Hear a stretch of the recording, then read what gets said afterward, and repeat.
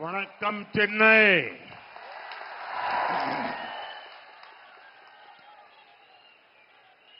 Every time I come to Chennai, I feel energized by the people. It is great to be here in this city which is full of life. Chennai is also a great hub of talent, trade and tradition. In our mission to build a developed India, the people of Chennai will play a very, very important role. எனதருமை நாட்டு மக்களே, வணக்கம். ஒவ்வொரு முறையும் நான் சென்னைக்கு வரும்போது தமிழர்களால் எனக்கு சக்தி உண்டாகிறது.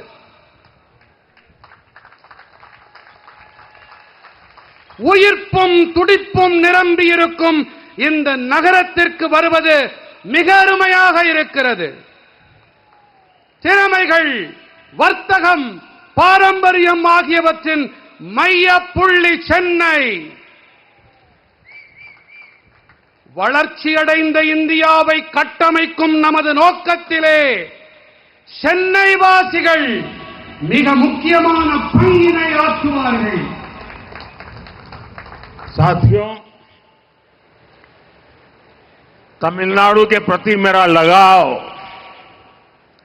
बहुत पहले से है. मुझसे आपका प्रेम भी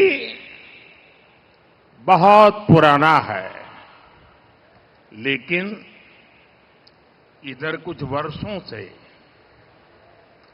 मैं जब भी तमिलनाडु आता हूं, कुछ लोगों के पेट में दर्द होने लगता है.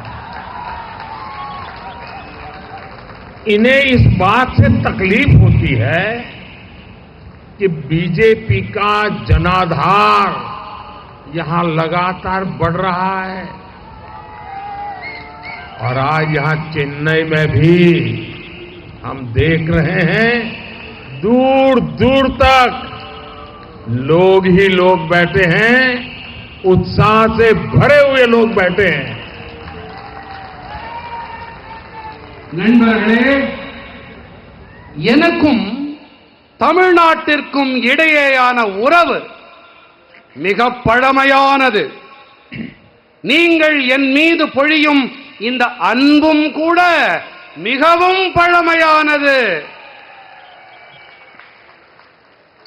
ஆனால் இங்கே சில ஆண்டுகளாகவே நான் தமிழ்நாட்டிற்கு வரும்போது சிலருக்கு வயிற்று வலி ஏற்படுகிறது. வயிற்றிலே புளியை கரைக்கிறது. காரணம் என்ன தெரியுமா? காரணம் பாஜகவுக்கு மக்கள் ஆதரவு தொடர்ந்து வலுவடைந்து வருகிறது என்பதுதான். இன்று சென்னையிலே இதை நாம் தெளிவாக பார்த்துக் கொண்டிருக்கிறோம். நெடுந்தொலைவுக்கு மக்கள் வெள்ளம் திரண்டிருப்பதை பார்த்துக் கொண்டிருக்கிறோம். साथियों, मोदी ने विकसित भारत के साथ साथ विकसित तमिलनाडु का संकल्प लिया हुआ है. हमें जल्द ही भारत को दुनिया की टॉप 3 इकोनॉमी बनाना है. इसमें तमिलनाडु की, चेन्नई की भी बड़ी भूमिका है. भारत सरकार चेन्नई जैसे शहरों को विकसित करने के लिए निरंतर काम कर रही है। हमारी सरकार द्वारा चेन्नई में हजारों करोड़ रुपए के अर्बन इंफ्रास्ट्रक्चर प्रोजेक्ट पर काम किया जा रहा है। स्मार्ट सिटी मिशन हो, पीने के पानी और सीवेज मैनेजमेंट के लिए अमृत स्कीम हो, चेन्नई मेट्रो और चेन्नई एयरपोर्ट प्रोजेक्ट हो, हमने ऐसे कई प्रोजेक्ट्स को आगे बढ़ाया है जिससे यहां ईज ऑफ लिविंग बढ़े। चेन्नई पोर्ट से मदुरवायल के बीच कॉरिडोर बनाने के लिए भी हजारों करोड़ रुपए खर्च किए जा रहे हैं। நண்பர்களே, மோடி வளர்ச்சியடைந்த பாரதத்தோடு கூடவே வளர்ச்சியடைந்த தமிழ்நாட்டிற்கான உறுதிப்பாட்டையும் மேற்கொண்டிருக்கிறேன். நாம் மிக விரைவாக பாரதத்தை உலகின் 3 தலை சிறந்த பொருளாதாரங்களில் ஒன்றாக ஆக்க வேண்டும்.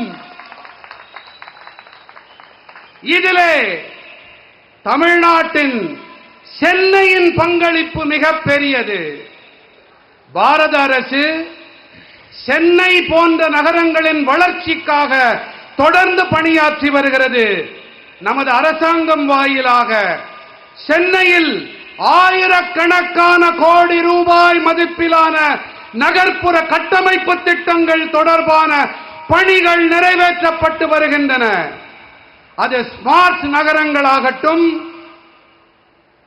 குடிநீர் மற்றும் கழிவுநீர் மேலாண்மைக்கான அம்ருத் திட்டமாகட்டும், சென்னை மெட்ரோ மற்றும் சென்னை விமான நிலைய திட்டங்களாகட்டும், சென்னை வாசிகளின் வாழ்க்கை மேம்பாடு அடைய வேண்டும் என்பதற்காக நாம் வாழ்க்கை வாழ்வதில் சுலபத்தன்மை வேண்டும் என்பதன் பொருட்டு பல திட்டங்களை முன்னெடுத்துச் சென்றிருக்கிறோம்.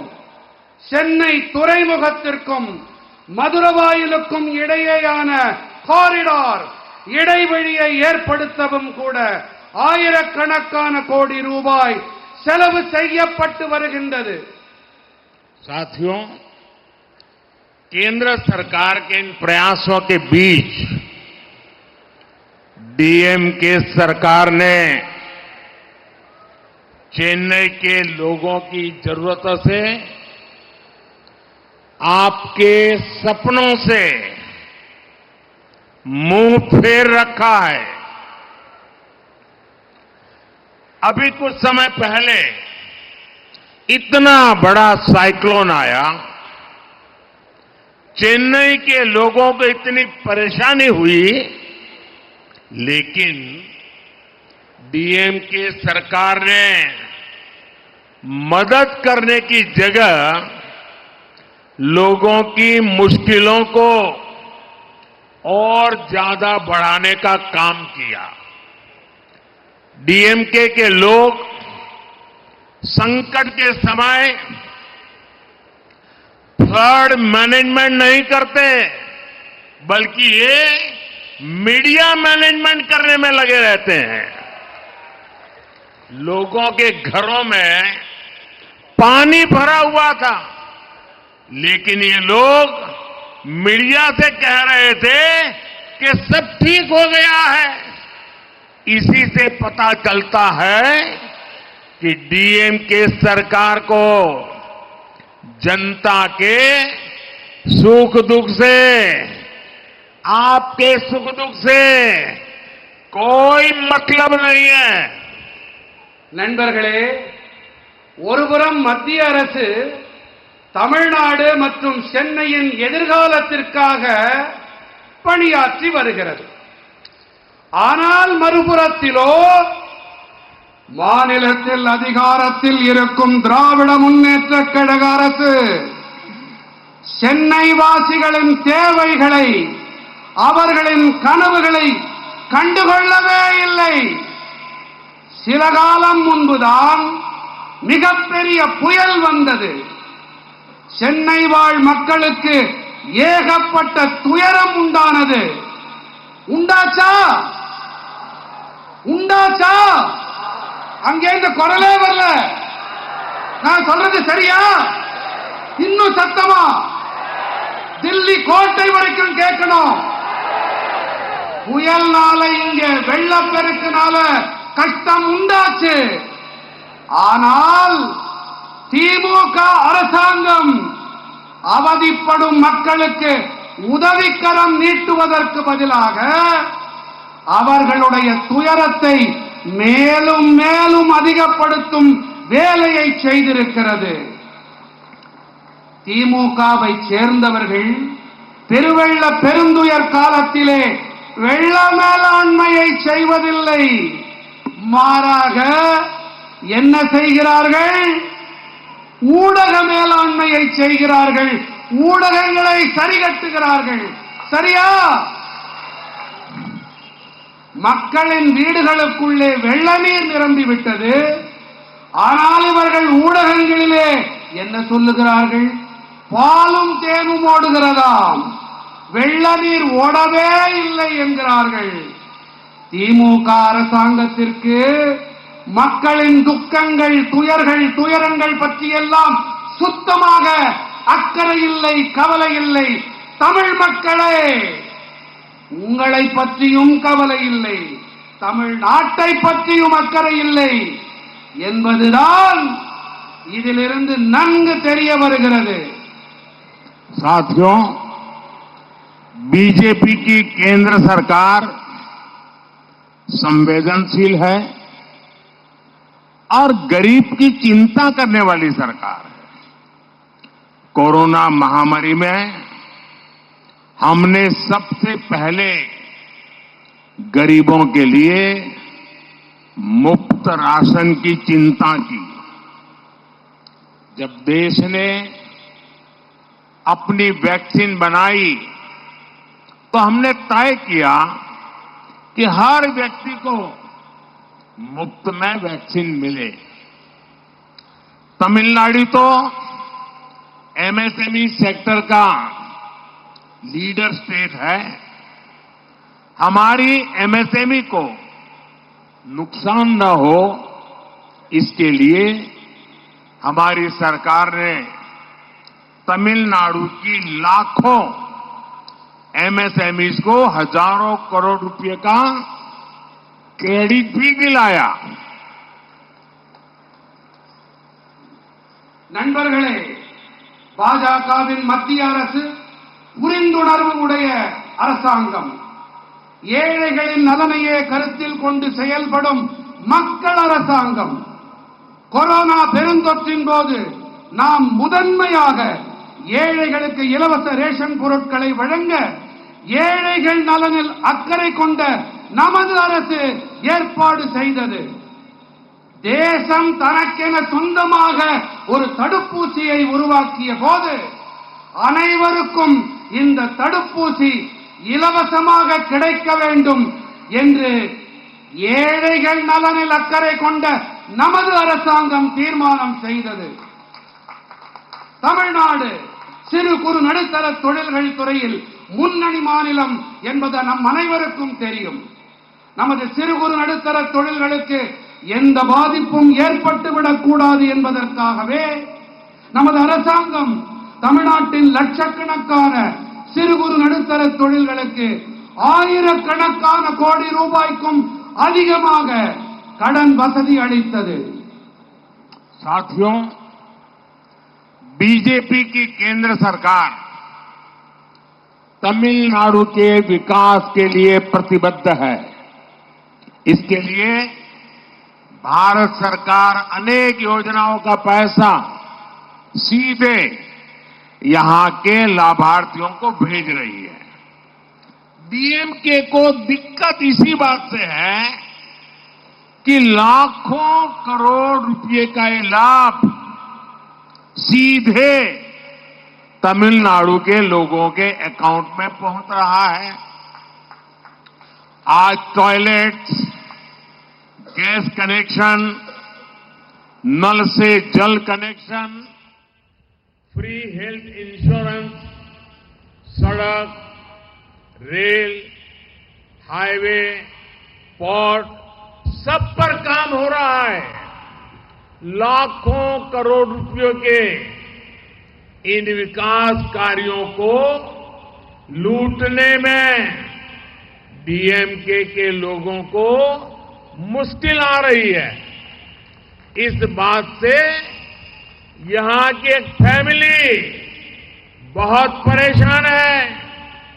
इसलिए ये डीएमके के लोग सोच रहे हैं कि अगर पैसे नहीं तो कम से कम इन कामों का क्रेडिट ही खा सके, लेकिन उसमें भी उन्हें सफलता नहीं मिल रही। मैं डीएमके को बताना चाहता हूं, मोदी तमिलनाडु के विकास का पैसा आपको लूटने नहीं देगा और जो पैसा आपने लूटा है वो वसूल कर वापस तमिलनाडु के लोगों पर खर्च किया जाएगा। ये मोदी की गारंटी है। இது மோடியின் கேரண்டி। நண்பர்களே, பாஜகவின் மத்திய அரசு தமிழ்நாட்டின் வளர்ச்சிக்காகவும் முன்னேற்றத்திற்காகவும் கச்சை கட்டிக்கொண்டு பணியாற்றி வருகின்றது. இதன் பொருட்டு பாரத அரசு பல திட்டங்களின் தொகையை நேரடியாக இங்கே பயனாளிகளுக்கு அனுப்பிவிடுகிறது. லட்சக்கணக்கான கோடி ரூபாய் ஆதாயங்கள் இப்போது நேரடியாக மக்களின் வங்கி கணக்குகளை சென்றடைகின்றன என்பதுதான் திமுகவிற்கு மிகப்பெரிய வருத்தம். சரியா? இன்று கழிப்பறைகளாகட்டும், எரிவாயு இணைப்பாகட்டும், குழாய் வழி குடிநீர் இணைப்பாகட்டும், ரயில் வழிகள், சாலைகள், இலவச ஆயுள் காப்பீடுகளாகட்டும், நெடுஞ்சாலைகள், துறைமுகங்கள் என அனைத்து துறைகளிலும் பணிகள் நடந்தேறி வருகின்றன. இந்த வளர்ச்சி திட்டங்களின் லட்சக்கணக்கான கோடி ரூபாயை கொள்ளையடிக்க முடியாமல் இருக்கிறதே என்பதுதான் திமுகவினருக்கு இருக்கும் பெரும் சிக்கல். இந்த விஷயத்தில் ஒரு குடும்பம் மொத்தமுமே பயங்கர எரிச்சலில் இருக்கிறது. இந்த திமுக காரர்கள் என்ன நினைக்கிறார்கள் என்றால், பணம் தான் கிடைக்கவில்லை, குறைந்தபட்சம் அதை நாங்கள் தான் செய்தோம் என்று தம்பட்டம் அடித்துக் கொள்ளலாம். என்னமோ ஒட்டுவாங்களே, என்னது என்னது இன்னும் அதை ஒட்டிக்கிறாங்க. ஆனால் ஐயோ பாவம், இதிலும் கூட அவர்களுக்கு வெற்றி கிடைக்கவில்லை. நான் திமுக காரர்களுக்கு ஒன்று கூறிக்கொள்ள விரும்புகிறேன். மோடி தமிழ்நாட்டின் வளர்ச்சி திட்டங்களுக்காக அளிக்கப்படும் பணத்தை கொள்ளையடிக்க விடமாட்டான். எந்த பணத்தை நீங்கள் கொள்ளையடிக்கின்றீர்களோ, கொள்ளையடித்திருக்கிறீர்களோ, அந்த பணம் திரும்ப வசூலிக்கப்பட்டு தமிழ்நாட்டின் மக்களுக்காகவே செலவு செய்யப்படும். எனதருமை நாட்டு மக்களே, இது மோடி அளிக்கும் கேரண்டி, இது மோடியின் உத்தரவாதம். साथियों, परिवारवादी पार्टियां सिर्फ और सिर्फ अपने भविष्य की सोचती हैं, जबकि मोदी देश के भविष्य का सोचकर काम कर रहा है। परिवारवादी पार्टियों के समय देश के 18,000 गांव में बिजली नहीं थी। देश के 2.5 करोड़ से ज्यादा घर अंधेरे में थे। आप भी जानते हैं 21वीं सदी की बहुत बड़ी चुनौती एनर्जी सिक्योरिटी है। आज हमारी सरकार इस दिशा में भी तेजी से काम कर रही है। अभी मैं कल्पाकम से ही वहीं से आ रहा हूं जहां भारत ने ऊर्जा क्षेत्र में आत्मनिर्भर बनने के लिए बड़ा कदम उठाया है। आज कल्पाकम में देश के पहले और made in India fast breeder reactor ने बिजली उत्पादन के लिए ऐतिहासिक पड़ाव पार किया है। तकनीकी भाषा में कहें तो आज इस परमाणु ऊर्जा केंद्र में कोर लोडिंग का आरंभ हो गया है। कुछ ही समय में इससे बिजली उत्पादन शुरू हो जाएगा।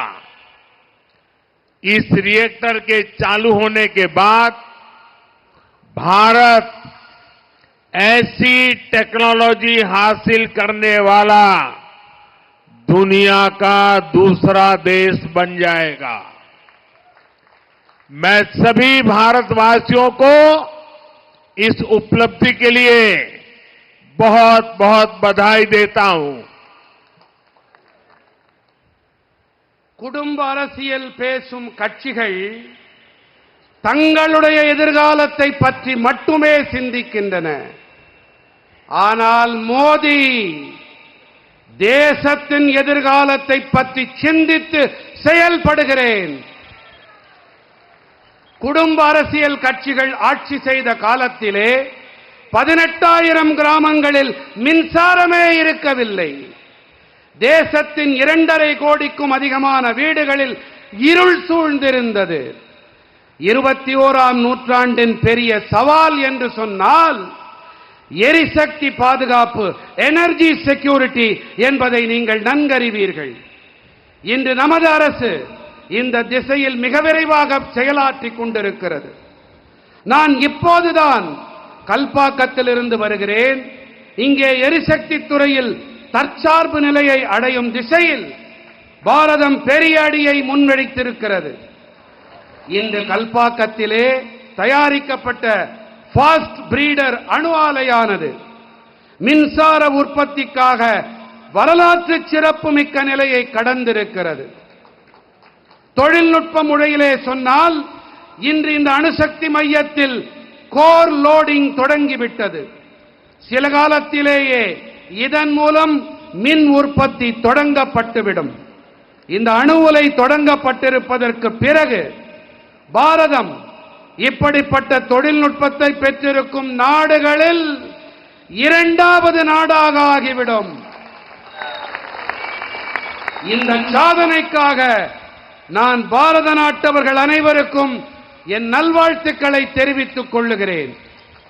साथियों, जब संकल्प बड़े हो तो परिश्रम भी उतना ही ज्यादा करना पड़ता है।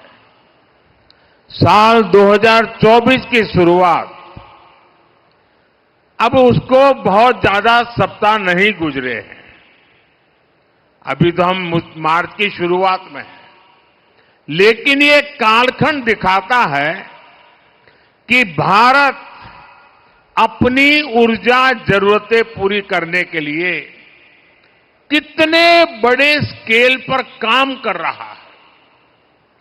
कुछ दिन पहले ही मैंने काकरापार परमाणु ऊर्जा केंद्र में स्थापित 1400 मेगावाट की क्षमता वाले 2 नए रिएक्टर राष्ट्र को समर्पित किए। आज ही तेलंगाना से अनेक पावर प्रोजेक्ट का शिलान्यास, उद्घाटन और लोकार्पण हुआ है। इसी कालखंड में तेलंगाना में 1600 मेगावाट के थर्मल पावर प्लांट का लोकार्पण हुआ है। झारखंड में 1300 मेगावाट के थर्मल पावर प्लांट का लोकार्पण हुआ है। यूपी में 1600 मेगावाट के थर्मल पावर प्लांट का शिलान्यास हुआ है। यूपी में ही 300 मेगावाट के सोलर पावर प्लांट का शिलान्यास हुआ है। राजस्थान में भी बड़े सोलर पावर प्लांट का शिलान्यास हुआ है। यूपी में ही अल्ट्रा मेगा रिन्यूएबल पार्क का शिलान्यास हुआ है। हिमाचल में हाइड्रो पावर प्रोजेक्ट का शिलान्यास हुआ है। छत्तीसगढ़ के रायपुर में 4G इथेनॉल प्लांट का शिलान्यास हुआ है। यूपी के नोएडा में सीवेज ट्रीटमेंट प्लांट से निकले पानी से ग्रीन हाइड्रोजन बनाने का काम शुरू हुआ है। ये मैं 50 दिन का हिसाब आपको दे रहा हूं। ये 50 दिन में सिर्फ एनर्जी के क्षेत्र में क्या काम हुआ है, मैं इसकी बात कर रहा हूं। विकास कैसे होता है, स्केल कितना बड़ा होता है, इसका अंदाज देश को आएगा। நண்பர்களே, மன உறுதிப்பாடு பெரியதாக இருக்குமானால் அதற்கேற்ப நமது உழைப்பும் பெரிய அளவுடையதாக இருக்க வேண்டும். 2024ஆம் ஆண்டு தொடங்கி சில வாரங்களே ஆகியிருக்கின்றன. ஆனால் இந்த காலகட்டத்தில் பாரதம் தனது எரிசக்தி தேவைகளை நிறைவு செய்து கொள்வதில் பெரிய வீச்சில் செயல்பட்டு வருகிறது. சில நாட்கள் முன்பாகத்தான் நான் காக்கராபார் அணுசக்தி மையத்தில் நிறுவப்பட்டிருக்கும் 1400 மெகாவாட் திறன் கொண்ட 2 புதிய ஆலைகளை தேசத்திற்கு அர்ப்பணித்து வந்திருக்கிறேன். இன்றுதான் தெலங்கானாவின் பல ஆற்றல் திட்டங்களுக்கான அடிக்கல் நாட்டப்பட்டன, திறந்து வைத்து மக்களுக்கு அர்ப்பணிக்கப்பட்டிருக்கின்றன. தெலங்கானாவில் 1600 மெகாவாட் அனல் மின் நிலையம் நாட்டிற்கு அர்ப்பணிக்கப்பட்டிருக்கிறது. ஜார்க்கண்டில் 1300 மெகாவாட் திறன் கொண்ட அனல் மின் நிலையத்திற்கு அடிக்கல் நாட்டப்பட்டிருக்கிறது. இதே ஊபியில் 300 மெகாவாட் திறன் கொண்ட சூரிய சக்தி ஆலைக்கும் அடிக்கல் நாட்டப்பட்டிருக்கிறது. உத்தரப்பிரதேசத்திலே 1600 மெகாவாட் திறன் கொண்ட அனல் மின் நிலையத்திற்கு அடிக்கல் நாட்டப்பட்டிருக்கிறது. ராஜஸ்தானத்திலும் கூட பெரிய சூரிய சக்தி ஆலைகளுக்கும் அடிக்கல் நாட்டப்பட்டிருக்கின்றன. ஊபியில் மிகப்பெரிய புதுப்பிக்கவல்ல எரிசக்தி பூங்காவிற்கு அடிக்கல் நாட்டப்பட்டிருக்கிறது. இமாச்சல பிரதேசத்தில் புனல் மின் நிலையத்தின் திட்டத்திற்கும் அடிக்கல் நாட்டு விழா நடந்தேறி இருக்கிறது. சத்தீஸ்கடிலே ராய்ப்பூரிலே 4G எத்தனால் ஆலைக்கு அடிக்கல் நாட்டப்பட்டிருக்கிறது. ஊபியிலே நொய்டாவிலே கழிவுநீர் சுத்திகரிப்பு ஆலையிலிருந்து வெளியேறும் நீர் மூலம் பசுமை ஹைட்ரஜன் தயாரிக்கும் பணி தொடங்கப்பட்டிருக்கிறது. இது கடந்த சில நாட்களில் செய்யப்பட்டிருக்கும் அடிக்கல் நாட்டு விழா சிறப்பு விழாவுக்கான பட்டியலை மட்டுமே உங்களுக்கு அளித்திருக்கிறேன். साथियों, आप जरा एक बात मैं कहने जा रहा हूं, ध्यान से सुनिए। चेन्नई के लोग भी सुने, तमिलनाडु के लोग भी सुने और देश के लोग भी सुने। कुछ दिन पहले तमिलनाडु में ही देश के पहले green hydrogen fuel cell vessel को लॉन्च किया गया था। यूपी के मेरठ सिंभावली ट्रांसमिशन लाइन्स का उद्घाटन इसी दौरान हुआ है। कर्नाटक के कोप्पल में विंड एनर्जी जोन से ट्रांसमिशन लाइन्स का उद्घाटन भी किया गया है। நண்பர்களே, நான் இப்போது கூறவிருக்கும் தகவலை நீங்களும் சரி, தமிழ்நாட்டு மக்களும் சரி, நம் நாட்டு மக்களும் சரி சற்றே காது கொடுத்து கவனமாக கேட்க வேண்டும் என்று விண்ணப்பிக்கிறேன். சில நாட்கள் முன்பாகத்தான் தமிழ்நாட்டிலே பசுமை ஹைட்ரஜன் எரிபொருள் வாயிலாக இயங்கும் கலன் தொடங்கப்பட்டது. ஊபியிலே மேரட் சிம்பாவலி டிரான்ஸ்மிஷன் லைன்கள் கூட இந்த காலகட்டத்திலேதான் தொடங்கப்பட்டிருக்கின்றன. साथियों, जो एक महत्वपूर्ण बात मैं कहना चाहता हूं, भारत सरकार द्वारा 1 करोड़ परिवारों को मुफ्त बिजली, ये आपके लिए है, चेन्नई के लिए है, तमिलनाडु के लिए है, देश के लिए है, विशेष करके मध्यम वर्ग के लिए मुफ्त बिजली, जीरो बिल मुफ्त बिजली देने वाली पीएम सूर्यघर मुफ्त बिजली योजना भी शुरू की गई है. इस योजना पर सरकार 75,000 करोड़ रुपए खर्च करने जा रही है. बिजली से जुड़े ऐसे अनेक प्रोजेक्ट्स भारत को बिजली सेक्टर में आत्मनिर्भर बनाएंगे और इसमें तमिलनाडु की बहुत बड़ी भूमिका रहेगी. आप अपने घर में सोलार से बिजली बना सकेंगे. 300 यूनिट बिजली आपका जीरो बिल और ज्यादा बिजली पैदा करेंगे तो सरकार खरीदेगी, आपको बिजली बेच करके कमाई होगी. हर परिवार की बिजली खुद की होगी, बिजली बेचकर कमाई भी होगी.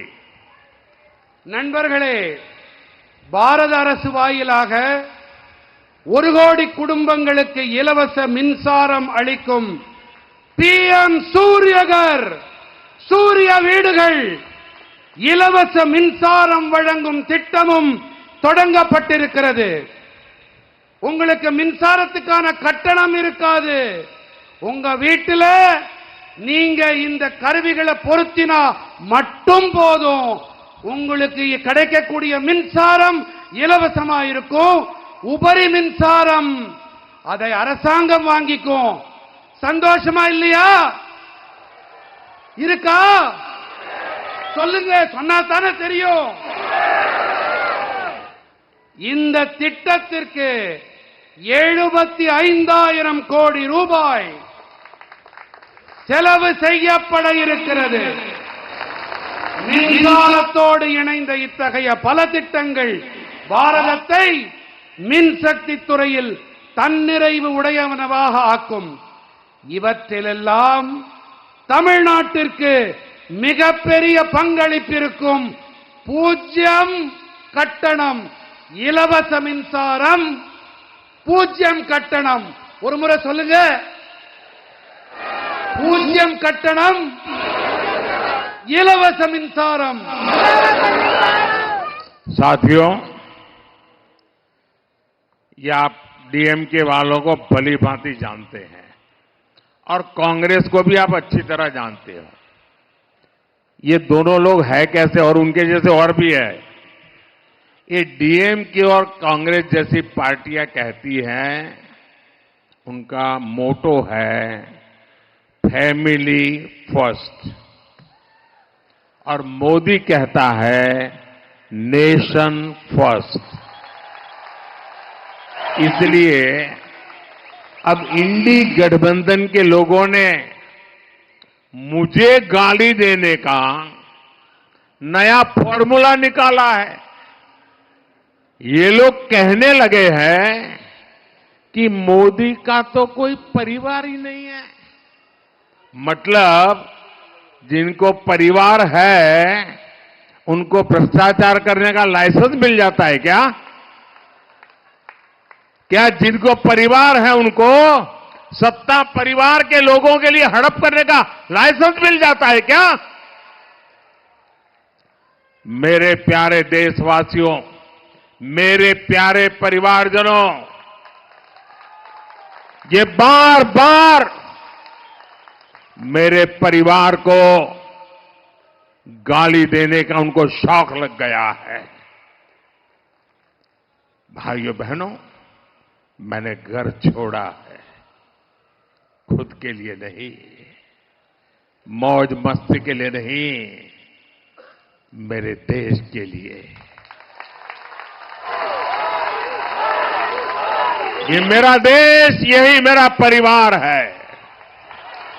140 करोड़ भारतवासी, यही मेरा परिवार है। देश के युवा मेरा परिवार है और इसलिए मैं उनके भविष्य को उज्जवल बनाने के लिए दिन रात मेहनत कर रहा हूं। देश की बहनें, बेटियां, ये मेरा परिवार है, इसलिए मैं उन्हें ज्यादा से ज्यादा नए अवसर देने के लिए काम कर रहा हूं। देश के किसान, देश के गरीब, ये सब मेरे परिवार है और इसलिए मैं उन्हें एम्पावर करने के लिए खुद को खपा रहा हूं। और मेरे परिवारजनों, जिसका कोई नहीं वो भी मोदी के हैं और मोदी उनका है। मेरा भारत, मेरा परिवार, मेरा भारत, मेरा परिवार। इसलिए आज पूरा देश, कश्मीर से कन्याकुमारी, कच्छ से कामरूप तक, आज पूरा देश एक सुर में कह रहा है, मैं हूं मोदी का परिवार, मैं हूं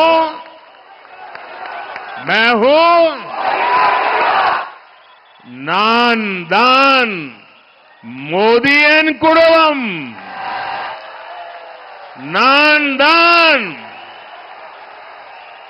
नान दान, नान दान, नान दान।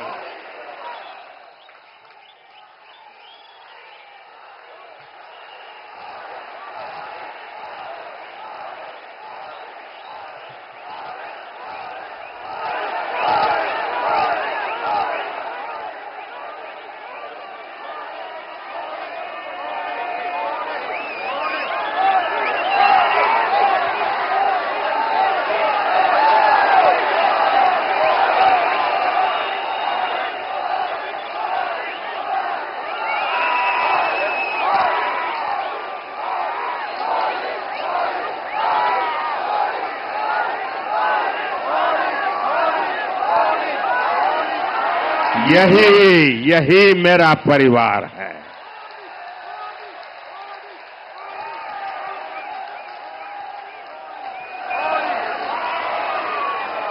என் மனம் நிறை குடும்ப சொந்தங்களே, திமுக, காங்கிரஸ் போன்ற கட்சிகள் என்ன சொல்லுகிறார்கள்? இவர்கள் மட்டும் சொல்லவில்லை, இந்தி கூட்டணியைச் சேர்ந்த மேலும் பல கட்சிகளும் என்ன சொல்லுகிறார்கள்? குடும்பத்துக்கே முதல் உரிமை. என்ன நான் சொல்றது காதுல விழுதா? குடும்பத்துக்கா முதல் உரிமை? ஆனால் மோடி சொல்வது என்ன? தேசத்துக்கே முதன்மை. எதற்கு முதன்மை? சத்தமா நீங்கள் கூறுங்கள் சகோதர சகோதரிகளே, மோடி சொல்வது சரியா? தேசத்திற்கே முதன்மை. ஆகையினாலேதான் இந்தி கூட்டணியைச் சேர்ந்தவர்கள் என்னை வைய, என்னை வசைபாட ஒரு புதிய பார்முலாவை கண்டுபிடித்திருக்கிறார்கள்.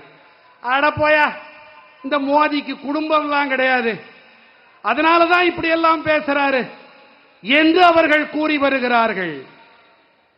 என் உயிரினும் மேலான உறவுகளே, எனக்கு 16 வயதான போது நான் வீட்டை துறந்து வெளியேறினேன். எதற்காக வெளியேறினேன்? யாருக்காக வெளியேறினேன்? இந்த தேசத்திற்காக நான் வெளியேறினேன். எனதருமை மக்களே, நீங்கள்தான் என் குடும்பம்.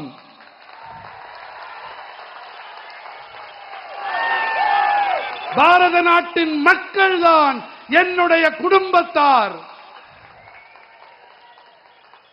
தேசத்தின் இளைஞர்கள் என் குடும்பத்து மக்கள்.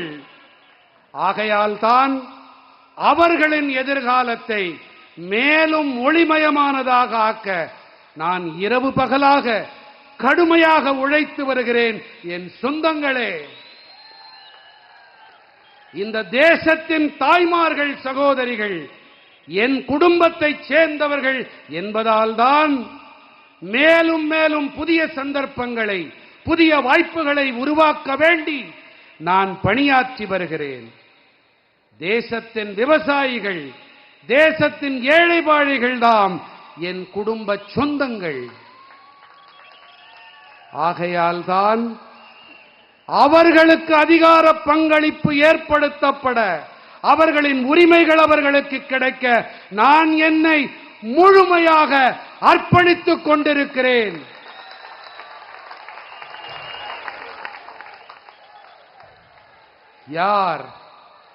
யாருமே இல்லாதவர்களோ, யார் நிராதரவாக இருக்கிறார்களோ, யார் அனாதைகளோ, யாருக்கு யாருமே இல்லையோ, அவர்களும் இந்த மோதியை சேர்ந்தவர்கள்தான். மோதி அவர்களுக்கு சொந்தமானவன்.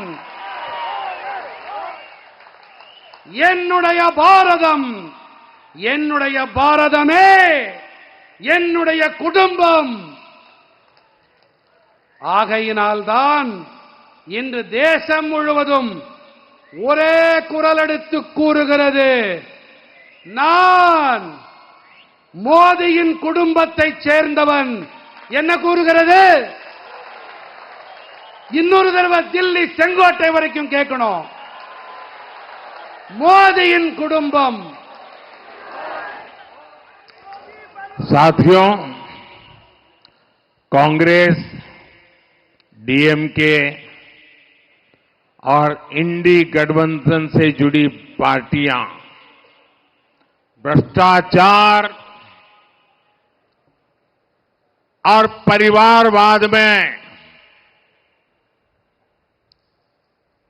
डूबी हुई पार्टियां हैं। उनके लिए अपना परिवार ही सब कुछ है। उनके लिए भ्रष्टाचार ही सब कुछ है। इंडी गठबंधन के भ्रष्ट नेताओं को संरक्षण देने वाले एक फैसले को आज सुप्रीम कोर्ट ने पलट दिया है। मैं इस फैसले का स्वागत करता हूं। साथियों, सुप्रीम कोर्ट के इस फैसले के बाद इंडी अलायंस में मातम छाया हुआ है। आंसू उनके सूख नहीं रहे हैं, डरे हुए हैं, कांप रहे हैं, क्योंकि इंडी अलायंस को रिश्वतखोरी के अलावा, भ्रष्टाचार के अलावा देश की व्यवस्थाओं को करप्ट करने के अलावा और कुछ भी न करना आता है, न करने का इरादा है, और न ही वो अपने परिवार के बाहर सोच सकते हैं। दशकों तक इंडी अलायंस में शामिल दलों ने लूट की राजनीति की है। आज इन्हीं लोगों की वजह से देश का युवा राजनीति से, व्यवस्थाओं से इतना चिढ़ा रहता है। आज आया सुप्रीम कोर्ट का फैसला स्वच्छ राजनीति को बढ़ावा देगा। और आप जानते हैं कि मोदी का सबसे बड़ा प्रिय काम है स्वच्छता अभियान। और स्वच्छता अभियान कैसा भी हो, मुझे सब जगह पे साफ सफाई करनी ही है। बस आपके आशीर्वाद चाहिए। என் நெஞ்சம் நிறை நாட்டு மக்களே, காங்கிரஸ், திமுக மற்றும் இண்டி கூட்டணியோடு இணைந்திருக்கும் கட்சிகள் ஊழலில் ஊறிப் போயிருக்கும் குடும்ப அரசியலில் ஈடுபட்டு வரும் கட்சிகள். இவர்களுக்கெல்லாம் இவர்களுடைய குடும்பம்தான் எல்லாம், ஊழல்தான் அனைத்தும். இண்டி கூட்டணியைச் சேர்ந்த ஊழல் தலைவர்களை பொத்தி பொத்தி அடைகாத்து பாதுகாக்கக்கூடிய ஒரு தீர்மானத்தை இன்று உச்சநீதிமன்றம் நிராகரித்து விட்டது. நண்பர்களே, உச்சநீதிமன்றத்தின் இந்த முடிவிற்கு பிறகு இண்டி கூட்டணிக்காரர்கள் ஐயோ கப்பல் கவிழ்ந்து விட்டதோ என்ற வகையிலே தலையிலே கை வைத்து உட்கார்ந்திருக்கிறார்கள். ஏன் என்று சொன்னால், இண்டி கூட்டணிக்காரர்களுக்கு லஞ்சம் வாங்குவதை தவிர, ஊழல் செய்வதை தவிர, தேசத்தின் அமைப்புகளை கெடுத்து குட்டிச்சுவராக்குவதை தவிர வேறு ஒன்றுமே தெரியாது. பல தசாப்தங்களாக இந்த இண்டி கூட்டணியில் இடம்பெற்றிருக்கும் கட்சிகள் எல்லாம் இப்படிப்பட்ட அரசியலை மட்டுமே செய்து பழகி போனவர்கள். இன்று இதே நபர்கள் காரணமாகத்தான் தேசத்தின் இளைஞர்கள் அரசியல் பற்றியும் அமைப்புகள் மீதும் வெறுப்படைந்திருக்கிறார்கள். இன்று வெளியாகி இருக்கும் உச்சநீதிமன்ற தீர்ப்பு தூய்மையான அரசியலுக்கு பெரும் உந்து சக்தியாக இருக்கும். என் நெஞ்சம் நிறை தமிழ் மக்களே, தூய்மை இயக்கம் என்பது அது எப்படி இருந்தாலும் சரி, அது என் நெஞ்சுக்கு மிக நெருக்கமான ஒன்று என்பதை நீங்கள் அனைவரும் நன்கு அறிவீர்கள். साथियों, परिवारवाद का एक स्वभाव है। ये परिवारवादी जो पार्टियां होती है ना, उनको परिश्रम से दूर दूर तक का कोई नाता नहीं होता है। वो मेहनत करना अपनी जिम्मेवारी मानते ही नहीं है। इसलिए परिवारवाद अपने साथ अहंकार भी लेकर आता है। और जब कोई परिवारवादी सरकार में किसी अहम पद पर आ जाता है तो उसे लगता है कि देश और देश की जनता उसकी गुलाम है। वो अपने पद की गरिमा तक भूल जाता है। आज हमने ये भी देखा है कि कैसे देश की सबसे बड़ी अदालत सुप्रीम कोर्ट ने डीएमके परिवार के एक मंत्री से सख्त सवाल किए हैं। करोड़ों लोगों की आस्था का घोर अपमान करना भी परिवारवादियों की एक निशानी है, पहचान है, आदत है। और मुझे अफसोस है कि जिन्हें अपने अहंकार में जनता की भावनाओं तक की परवाह नहीं है, वो तमिलनाडु सरकार में प्रमुख पद पर बने बैठे हैं। நண்பர்களே, குடும்ப அரசியலுக்கும் உழைப்பிற்கும் மலைக்கும் மடுவுக்கும் இடையிலான தூரம். ஆகையினாலே குடும்ப அரசியல் என்பது தன்னுடன் கூடவே அகங்காரம், மமதை, திமிர்த்தனத்தை வெளிப்படுத்துகிறது.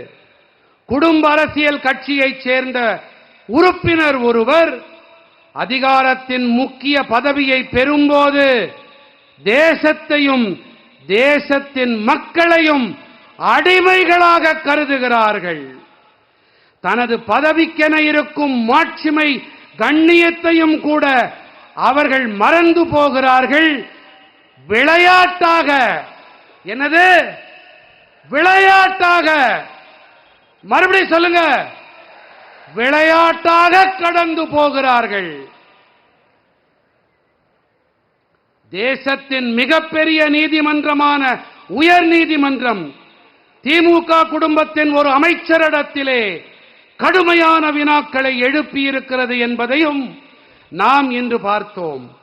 கோடிக்கணக்கான மக்களின் நம்பிக்கையை கொச்சைப்படுத்தி காலில் போட்டு மிதித்து அவமானம் செய்வதும் கூட குடும்ப அரசியல் நடத்துபவர்களின் லட்சியம், அடையாளம். சகோதர சகோதரிகளே, தங்களுடைய அதிகாரம், அகங்காரம், மமதை காரணமாக மக்களின் உணர்வுகளை கொஞ்சம் கூட மதிக்காத ஒருவர் இன்னமும் கூட தமிழ்நாடு அரசின் முக்கிய பதவியில் இடம் பெற்றிருக்கிறார். இது கவலை அளிக்கும் விஷயம். साथियों, आज मैं एक गंभीर विषय की भी चर्चा करना चाहता हूं। मैं अपनी एक चिंता साझा करना चाहता हूं और मैं चाहता हूं कि तमिलनाडु का हर मां बाप मेरी इस चिंता को समझे। मुझे आपके बच्चों की चिंता है, मुझे आपके बेटे बेटियों की चिंता है और इसलिए मैं बहुत चिंता के साथ, बड़ी गंभीरता के साथ मेरे दिल का एक दर्द आपसे साझा करना चाहता हूं। आप जानते हैं कि तमिलनाडु में सत्तारूढ़ पार्टी के संरक्षण में ड्रग्स के गिरोह पनप रहे हैं और जो जानकारियां मेरे पास आ रही हैं वो चिंताजनक है। मुझे आपकी आने वाली पीढ़ी की चिंता है, मुझे आपके बेटे बेटियों की चिंता है। आपको ऐसी पार्टी से बहुत सावधान रहने की जरूरत है जो आपके बच्चों का भविष्य तबाह होता देख रही है, आंखें मूंद करके बैठी है। आप लोग भाजपा को मजबूत करेंगे तो तमिलनाडु के दुश्मनों पर भी कार्रवाई और तेज होगी और ये मोदी की गारंटी है। இது மோடியின் கேரண்டி. நண்பர்களே, நான் என்னுடைய உரையை நிறைவு செய்யும் முன்பாக என் மனதை அரிக்கும் ஒரு கவலையை உங்களோடு பகிர்ந்து கொள்ளுகிறேன்.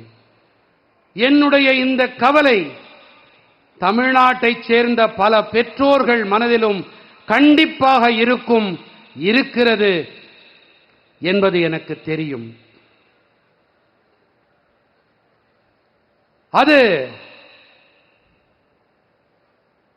ஆட்சி அதிகாரத்திலே இருக்கும் கட்சியின் ஆதரவிலே தமிழ்நாட்டிலே